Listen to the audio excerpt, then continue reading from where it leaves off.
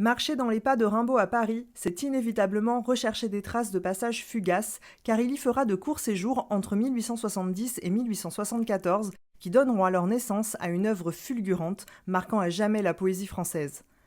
Posons d'abord nos bagages à l'hôtel éponyme Arthur Rimbaud, à 2 pas de la gare de l'Est, porte d'entrée du poète dans Paris.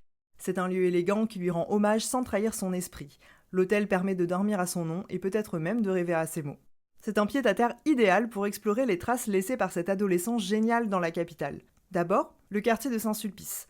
On raconte que c'est ici qu'il déclama pour la première fois le Bateau ivre, célèbre poème que l'on peut retrouver gravé de droite à gauche dans la rue Férou.